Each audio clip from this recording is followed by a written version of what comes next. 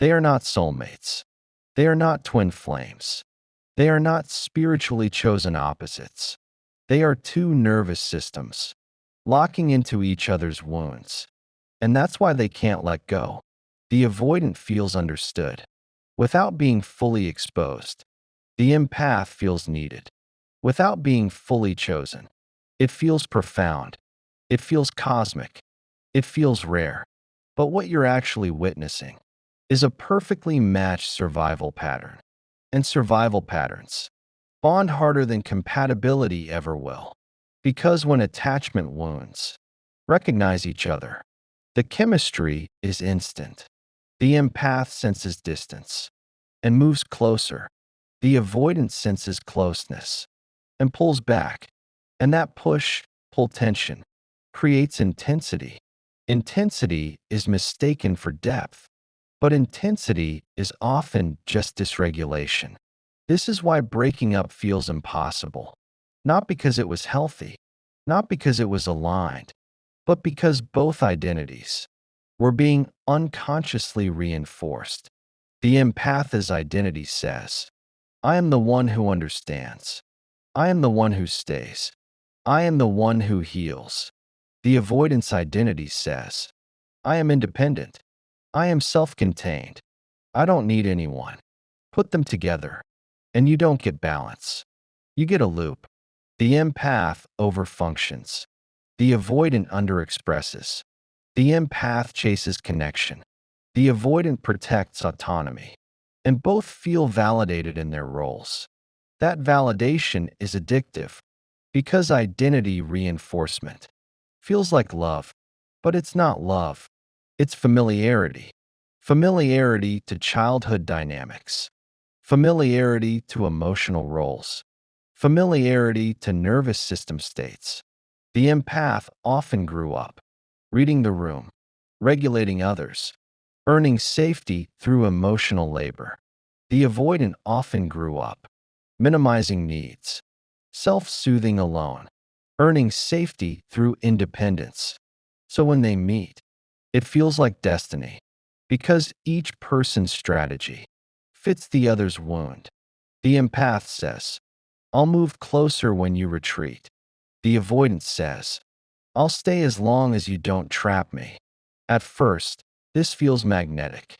The empath feels purposeful. The avoidant feels unpressured. But as intimacy deepens, the fault line appears. Because the empath doesn't just want to give, they want reciprocity. And the avoidant doesn't just want space, they want connection without losing control. That's where the friction intensifies. The empath starts sensing distance and moves in harder. The avoidant senses pressure and withdraws faster. And now the nervous systems are fully activated. The empath feels abandonment. The avoidant feels engulfment. Two opposite fears, one shared bond. And here's the uncomfortable truth. The reason they struggle to split is because both are getting something they've always known. The empath gets emotional intensity. The avoidant gets emotional containment. It's not conscious manipulation. It's unconscious regulation. The empath regulates anxiety by pursuing. The avoidant regulates anxiety by distancing. And when those two strategies collide, you get a relationship that feels electric. Electric relationships are hard to leave because your body confuses activation with meaning. When you finally separate, it doesn't feel like you lost a partner. It feels like you lost a part of your identity. The empath loses the role of rescuer. The avoidant loses the role of untouchable one. And without those roles, both people feel destabilized. That destabilization is mistaken for love withdrawal, but often it's identity withdrawal. You're not just grieving the person, you're grieving the version of yourself that existed inside that dynamic. That's why it's so hard to end, because ending it forces both people to confront who they are without the other's wound to lean on. And that confrontation is far scarier than staying in the loop. The empath avoidant dynamic does not begin with love. It begins with recognition, not conscious recognition, nervous system recognition. Before either of you decide you like each other, your bodies have already evaluated safety. And here's the paradox. You don't choose what feels safe. You choose what feels familiar. Familiar does not mean healthy. Familiar means it matches your early conditioning. The empath often learned. Connection requires effort. Love requires attunement. Safety requires emotional labor. They became hyper-aware. Micro shifts in tone, subtle withdrawal, unspoken tension. They learned to read before they learned to receive. The avoidant often learned. Needs overwhelm people. Closeness leads to loss of control. Dependence creates vulnerability. They became self-contained, quiet with emotions, comfortable alone, skilled at minimizing. So when these two meet, the empath feels intrigued by the mystery. The avoidant feels relieved by the warmth. The empath thinks they're deep. They just need someone patient. The avoidant thinks they don't demand too much. This feels easy. That ease is crucial because in the beginning, the empath doesn't push hard and the avoidant doesn't pull away hard. There's space, there's chemistry, there's curiosity, but beneath the surface, a silent contract is forming. The empath will overextend before the avoidant overexposes, and that contract feels natural. It feels balanced because both are operating in roles they've mastered. The empath feels valuable when they are needed. The avoidant feels safe when they are not, dependent on too heavily. At first, this creates harmony. The empath gives emotional depth. The avoidant gives mystery and stability. It feels complementary, but it's not complement. It's compensation. Each person is compensating for their own attachment wound. Through the other, the empath compensates for fear of abandonment by attaching to someone hard to reach. If they can secure someone distant, it proves their worth. The avoidant compensates for fear of engulfment by attaching to someone who overfunctions. If the empath carries emotional weight, the avoidant doesn't have to. See the loop? Both feel validated. The empath feels special. I see them in ways others don't. The avoidant feels chosen. They don't try to control me. This validation creates early intensity, and intensity creates bonding. But here's what most people misunderstand. The bonding isn't built on shared stability.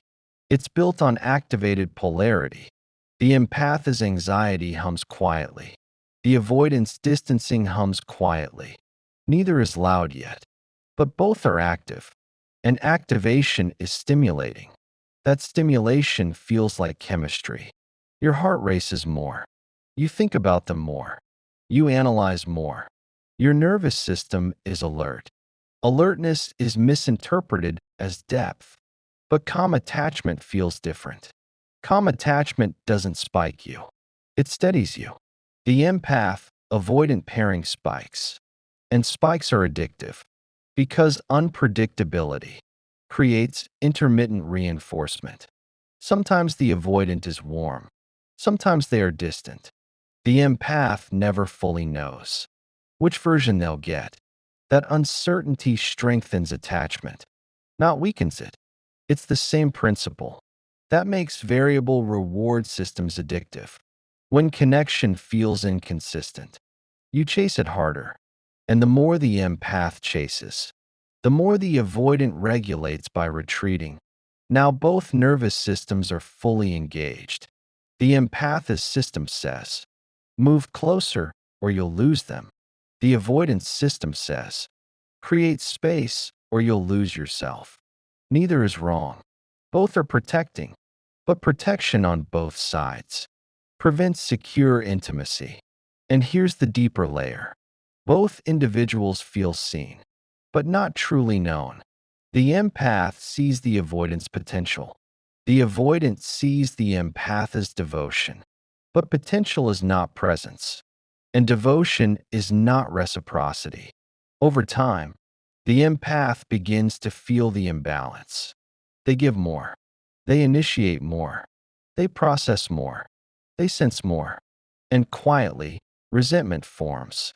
But the empath doesn't leave, because leaving would mean abandoning the mission to prove love, can soften distance, the mission to show patience works, the mission to finally be enough.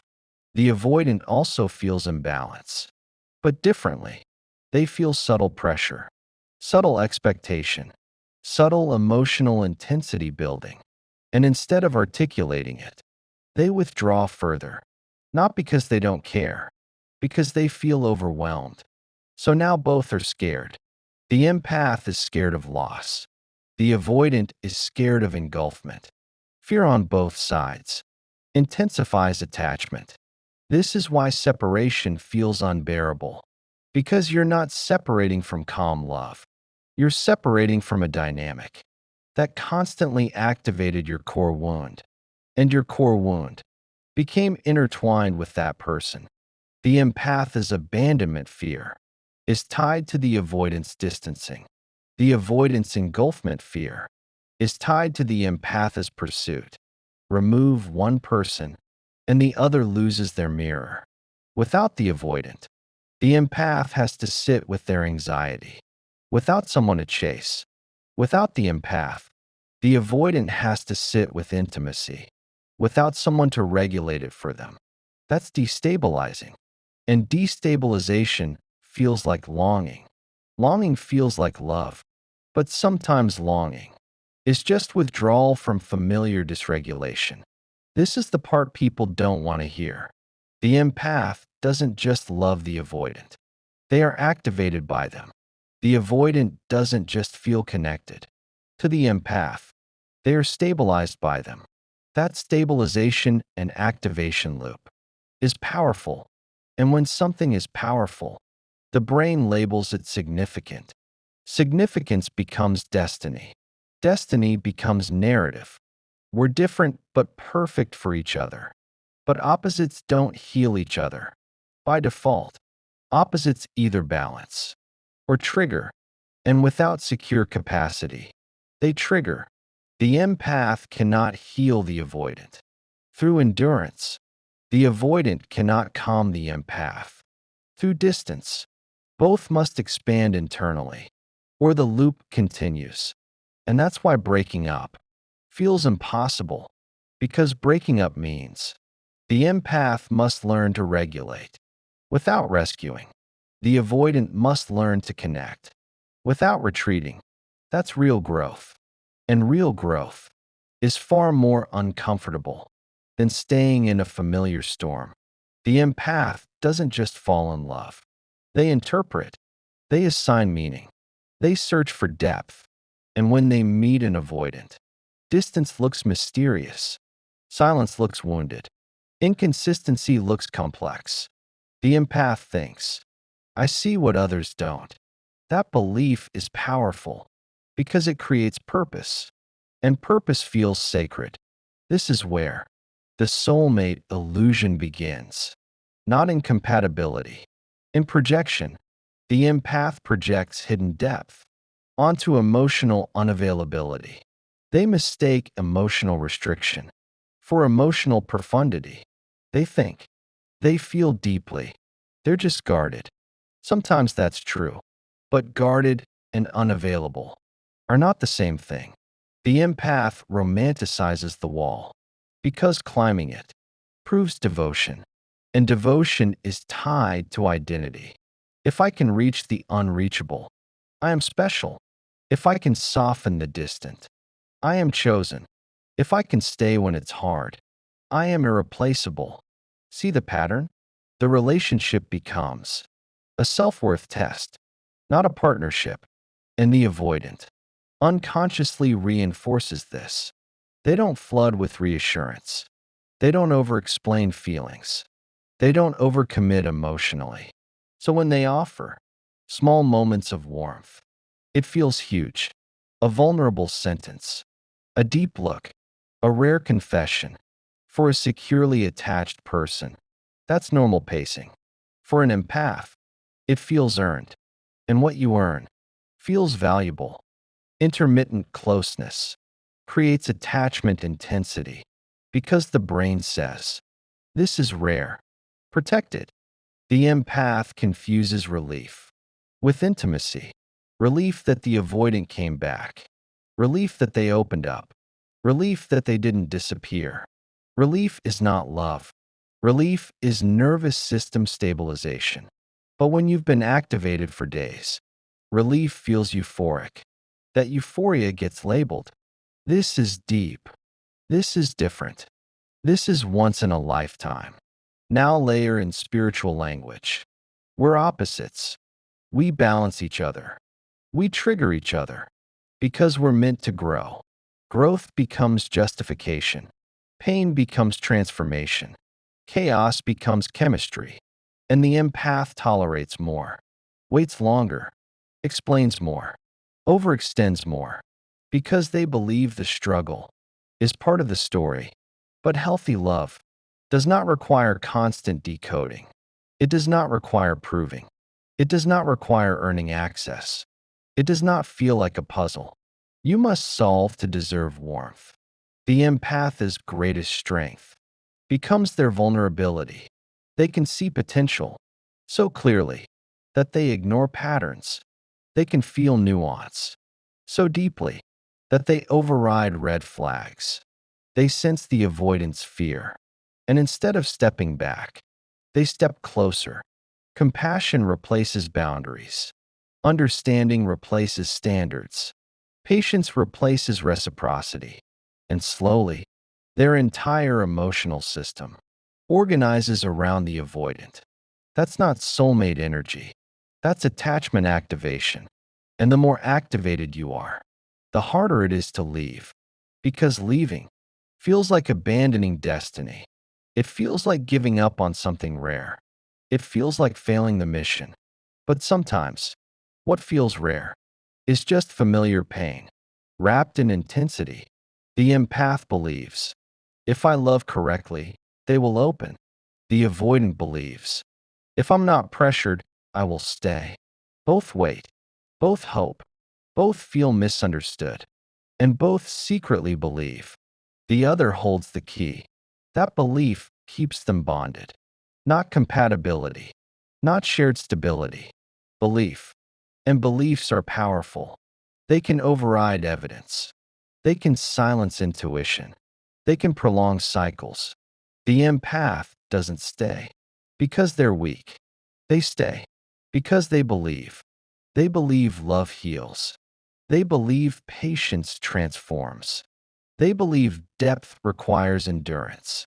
And the avoidant stays because the empath makes intimacy feel less threatening until it doesn't, until closeness deepens, until expectations grow, until the nervous system flares again, and then the loop restarts. This is not cosmic alignment. It's two identities, feeding each other's wounds. And wounds bond tighter than logic. That's why separation feels impossible. You're not just breaking up. You're breaking a story you built around meaning.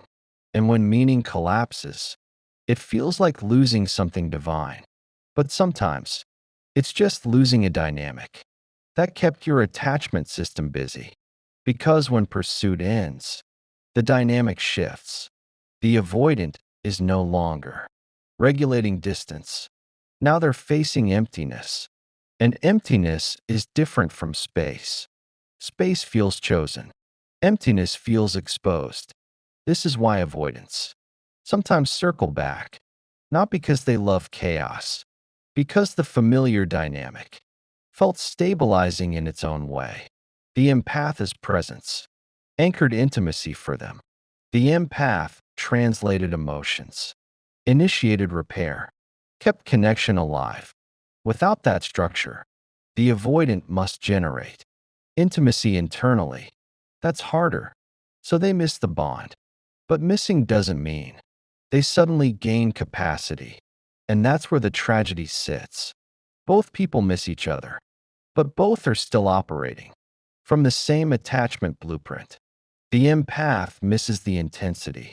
The avoidant misses the safety of someone carrying emotional weight. But neither has expanded yet. So reunion recreates the loop. Because nothing structural changed. The empath still pursues. The avoidance still retreats. The chemistry still spikes. The crash still follows. This is why splitting feels impossible. Because both people feel connected, just not in the same language. The empath equates connection with closeness. The avoidant equates connection with comfort. Closeness and comfort are not identical. One requires vulnerability. The other requires regulation. Until both can tolerate both, the loop continues. And that's the hardest pill. It's not that they didn't care. It's that care alone does not override wiring. Love without regulation becomes friction. Desire without capacity becomes distance. And attachment without awareness becomes repetition. That repetition is what feels fated. But fate is often just pattern, running uninterrupted. This dynamic does not end when feelings fade. It ends when identities shift. An identity shift feels like ego death. The empath is not just losing a partner. They're losing the role of the one who stays, the one who understands, the one who heals. If they stop chasing, who are they? If they stop overgiving, what proves their depth? If they stop tolerating, what defines their strength? Walking away forces a new question. Can I be loved without earning it? That question is terrifying, because if the answer is yes, then all the previous overextension was unnecessary. That realization hurts. Now the avoidant. They're not just losing connection, they're losing the identity of independence, the untouchable one, the self-sufficient one. If they lean in, if they express need, if they stay emotionally present, who are they? If they admit they care deeply, they must confront the fear that drove them away. And that means sitting inside vulnerability without retreating. That feels like exposure. So both stay stuck until identity cracks, not until love disappears, until the story about themselves collapses. That's why it feels impossible to split, because separation demands evolution, and evolution demands discomfort. The empath must learn regulation without rescue. The avoidant must learn closeness without control. Neither transformation is small, neither is comfortable, but without it, the cycle repeats. Different faces, same nervous system dance. And here's the final truth. The empath avoidant bond feels extraordinary because it activates core wounds, but secure love often feels ordinary at first.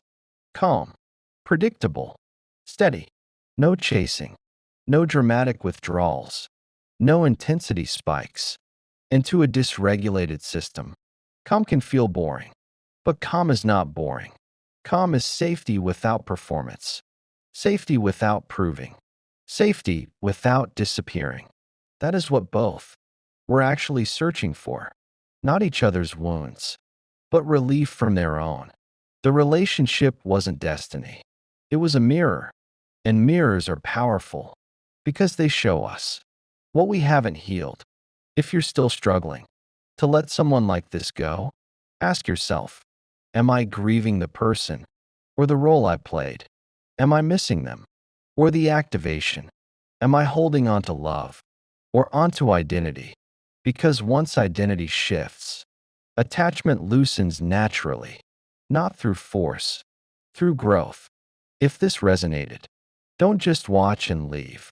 Subscribe, because this channel isn't about blaming avoidance. It's not about glorifying empaths. It's about understanding the nervous system patterns that shape your relationships. Before you scroll, ask yourself one thing. Was it love or was it activation? If you're honest enough to admit it, comment, activated. Let's normalize awareness.